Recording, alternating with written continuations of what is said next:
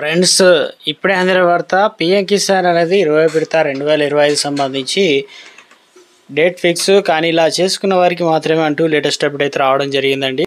Videos ఉన్న ప్రతి ఒక్కరు కూడా సబ్స్క్రైబ్ చేసుకోండి. అదే చూస్తున్నారు కానీ లైక్ చేయడం మర్చిపోతున్నా, దయచేసి లైక్ చేయండి. లేట్ చేయకుండా వీళ్ళకైతే వెళ్ళిపోదాం.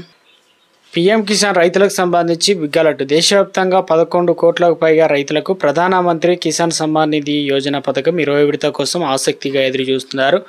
అయితే పథకం అర్హత కలిగి ఉన్న రైతులు 3 విడతలుగా వార్షికంగా మనకు 6,000 రూపాయల ఆర్థిక సాయం అయితే అందుతున్నారు.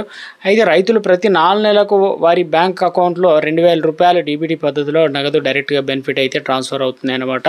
ఇందులో వచ్చేసి ఇప్పటివరకు కేంద్ర ప్రభుత్వం లబ్ధిదారులకు 19 విడతలుగా ఆర్థిక సాయాన్ని అయితే అందించింది. ఇప్పుడు రైతులు 20 విడత కోసం ఆశగా ఎదురు చూస్తున్నారు. జూన్ నెలాఖరికి నాటికి 20 విడతను విడుదల చేస్తుందని అంచనా.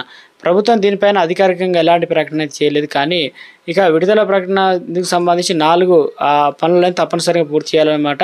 2,000 రూపాయలు ఇక అకౌంట్లో అయితే, ఎందుకంటే ఈ పనులు చేయకపోతే పడవన్నమాట. ఒకటి, మీ bank account Aadhaar card link చేయాలన్నమాట.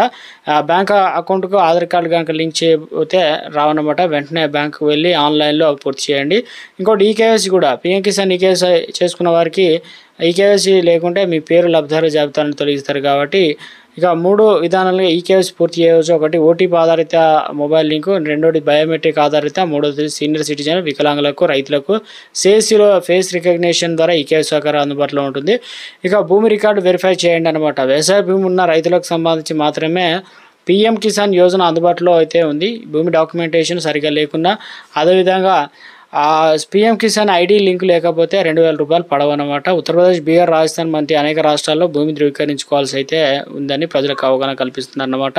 సో మొత్తానికి మరి తెలంగాణ, అదేవిధంగా ఆంధ్రప్రదేశ్ రాష్ట్రంలో డబ్బులు ఎప్పుడు పడతాయంటే, వాస్తవానికి సీజన్ సంబంధించి జూన్ జూలైలో పడాల్సి అయితే ఉంది. రైతు భరోసా అనేది రిలీజ్ చేశారు కాబట్టి తప్పనిసరిగా మనకు జూన్ చివరి వారం అనగా 27, 28 తారీఖులో పడే అవకాశాలు ఉన్నట్లు సోషల్ మీడియాలో అప్డేట్స్ అయితే అందుతున్నాయి అన్నమాట.